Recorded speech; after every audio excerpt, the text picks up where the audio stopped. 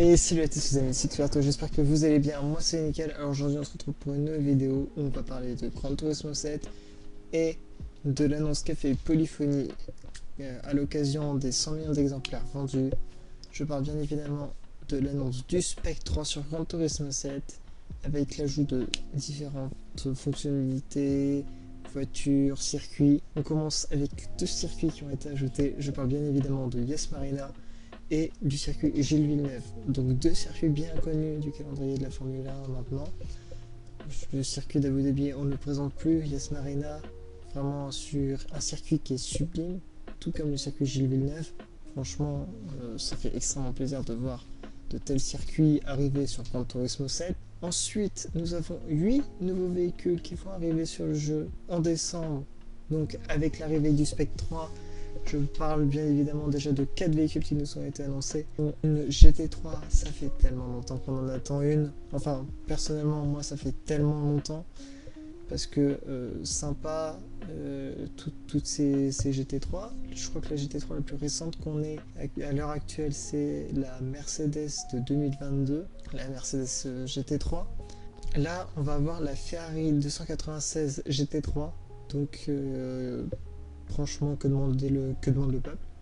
On avait déjà la Ferrari 458 GT3 qui date quand même un peu. On est sur un véhicule de 2015. Là, on va passer sur une nouvelle génération, une génération plus moderne quand même. Heureusement. Donc ça fait du bien. Un peu de neuf dans les GT3 depuis le temps. On a eu beaucoup trop de VGT ou de véhicules. On ne sait pas trop quoi en faire. Genre le RAV4. Qu'est-ce que vous voulez faire du RAV4? Qu'est-ce que vous voulez faire de l'Unimog? Alors ok, bon, ça fait une petite trend sur TikTok. En vrai, non, ça c'était marrant. J'ai appelé ça un véhicule troll, mais je suis désolé. Mais qu'est-ce que vous voulez faire d'un RAV4? Juste expliquez-moi. Je sais pas, au bout d'un moment, non, mais ok, faut mettre des voitures de tous les jours, mais le petit Toyota là, le Land machin, je sais pas quoi, encore, je sais pas la culture japonaise, donc je peux pas vraiment me permettre de juger. Donc, reprenons la liste des 4 véhicules qui ont été annoncés sur les 8 véhicules qu'on est censé avoir à la fin de l'année. Le véhicule suivant est une voiture routière. Je parle de Mitsubishi FTO GP version R. Donc comme on peut le voir sur la photo, elle a l'air sympa. Apparemment, elle a été sur les anciens Gran Turismo. Je connais pas trop les anciens Gran Turismo, je vous avouerai, j'y ai pas joué. Mon premier Gran Turismo, c'est Gran Turismo 7, j'avoue. Hein, comme premier, c'est Gran Turismo. Bon, c'est pas grave, hein, il faut bien commencer quelque part. Donc la voiture a l'air sympa, moi je ne connais pas. Ensuite, une autre voiture qui apparemment a été sur les anciens Gran Turismo, je parle bien évidemment de la Mainz Skyline. Franchement, véhicule sympa, bon, encore une Skyline. On en a eu pas mal sur le jeu au fil des années. Et dernier véhicule annoncé sur les 4 véhicules, je parle d'une nouvelle monoplace. Franchement, magnifique. Ça accompagnera très bien les 2 nouveaux circuits qui vont être ajoutés. Donc une monoplace typée F1, chez F1 milieu des années 90, 95-96, un truc du genre. Franchement, j'aime beaucoup. Ensuite, passons à des trucs un peu plus techniques. Enfin, attention, plus techniques. Je sais pas, à vous de juger. Mais qui dit voiture, qui dit pneu, dit Dunlop. Arrivée de Dunlop sur Gran Turismo 7. Franchement, super. Ça avait été annoncé. Là, on va l'avoir pour l'aspect 3. Ça va faire plaisir. Vraiment, j'ai même pas tilté qu'ils n'étaient pas dans le jeu. Pour moi, ils y étaient. Mais je devais confondre avec Goodyear. C'est fort probable. Et ça, c'est grave. Mais c'est pas grave. Ensuite, on va avoir un data logger, si vous voulez. En fait, on va avoir les données, par exemple, trajectoire, accélération, régime moteur. On va avoir un truc un peu plus poussé là-dedans. Donc, Franchement, ça va être super. On va pouvoir comparer du coup les tours selon le véhicule, le machin, les trajectoires. C'est génial. Je trouve ça fascinant, mais je n'y comprends rien. Donc ça va faire plaisir à un bon nombre de personnes qui aiment ce genre de choses. Personnellement, moi je sais pas vraiment si ça va me servir. Mais bon, c'est pas grave. On va faire comme si ça allait me servir. Mais pour tous ceux qui aiment la data, ça va leur faire plaisir. Et ça c'est cool. Moi, j'ai hâte de voir ce que ça va donner. Hâte de voir ce que les gens vont en faire. Parce que là, je sens que là, on passe à un autre niveau sur Gran Turismo. Et ça, c'est vraiment cool. Ensuite, le niveau de collectionneur. Eh bien, il va avoir une limite qui est plus loin. Genre, il sera relevé. On était bloqué jusqu'ici au niveau 50 de l'expérience de collectionneur. Là, on va passer au-dessus, donc niveau 51, 52 machin. Franchement, c'est sympa.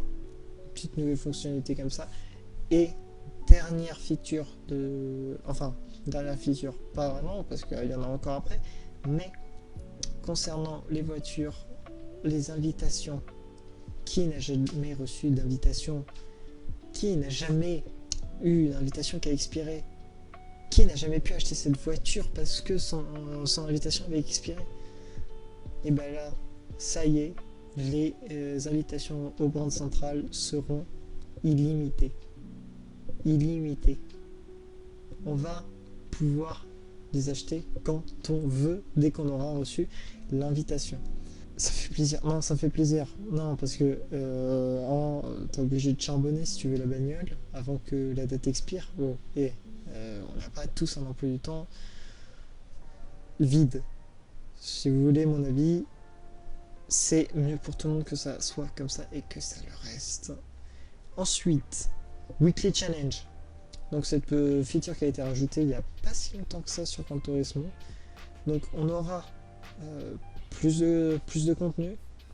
Donc franchement, PNF, hein, ce sera enrichi, ce sera cool.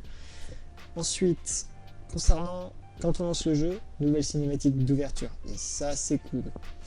Ensuite, on aura des livres de menus spécial, un menu saisonnier. Donc je sais pas trop ce que ça fait, mais ce sera ajouté au café. Hâte d'en savoir plus là-dessus. Personnellement, moi j'aimais bien faire les petits menus, café et tout. Moi je me butais là-dessus. Je les faisais tous au plus vite. Moi, genre, mon but c'était de tracer les menus. J'ai kiffé. Personnellement, bon après c'est un peu chiant, mais c'est un peu addictif. Genre vraiment t'as toujours envie d'avoir le truc suivant. On aura du coup des nouvelles choses dans le scape. Alors, le scape sera fourni de nouvelles photos. Donc c'est sympa pour ceux qui aiment faire de la photo sur Gran Turismo 7, ça va vous faire plaisir. Personnellement, j'ai un peu de mal, je tâtonne un peu, j'essaie de voir ce que ça donne. C'est sympa, mais c'est pas mon dada. Ensuite, les courses en ligne. Parce que qui n'a pas déjà ragé devant les courses en ligne? Parce que t'avais des gens qui te poussaient. Tu pars 3ème et que le mec 8ème te pousse au T1 parce qu'il tente un dive d'enculé. Excusez-moi. Mais. Oh la vache. Je n'en peux plus de ces gens. Donc les courses en ligne vont bénéficier d'une amélioration et d'une optimisation. Et ça c'est cool. Ça c'est cool. Parce que ça veut dire que peut-être du coup on aura un équilibrage déjà pour les BOP. Parce que parlons-en des BOP, mais t'avais une voiture qui était cheatée et puis basta. Genre tu trouvais la voiture qu'il fallait pour taper le meilleur tour. Tu tapes ton tour, nickel, tu peux te barrer. Pourquoi pas? Non mais pourquoi pas? Moi personnellement j'ai jamais réussi, mais pourquoi pas? Moi je dis pas non. Donc franchement, si on devait résumer ce petit spec 3, moi je dis mise à jour de ouf. Franchement, banger. Circuit, voiture, Et puis les petits trucs sympas, les weekly, bon, je les ai pas vraiment, mais bon, j'en avais déjà fait à l'époque. C'est sympa. Le menu là, les livres de menu saisonniers, je suis curieux. Ah, mais attendez, mais j'ai fait oublier mes expériences de circuit. On aura de nouveaux défis dedans. Et ça, ce sera cool. Parce que des expériences de circuit, bah, écoutez, on en a déjà tous fait normalement des expériences de circuit. Enfin, si vous avez fait les trophées sur Gran Turismo 7, vous avez dû faire les expériences de circuit. Si vous avez essayé de platiner le jeu, j'ai jamais eu ce courage personnellement, mais bon, ça c'est un autre débat. Euh, franchement, non, la mise à jour annonce que du bon.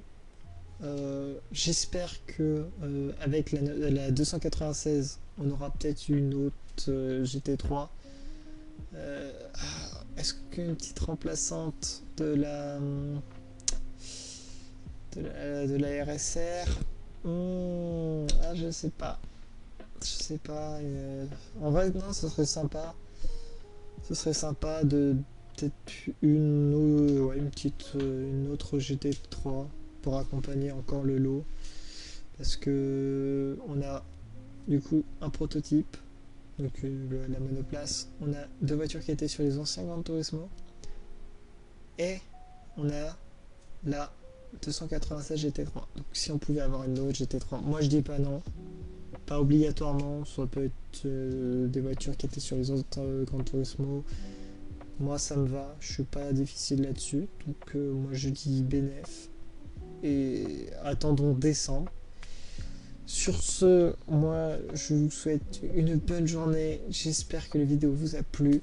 J'espère que vous avez hâte, tout comme moi, de l'arrivée du coup de ces circuits, de ces voitures et tout. Donc n'hésitez pas à me le dire en commentaire, liker, partager. Ça ferait extrêmement plaisir. Je vous dis à la prochaine. C'était Xperato. Bye.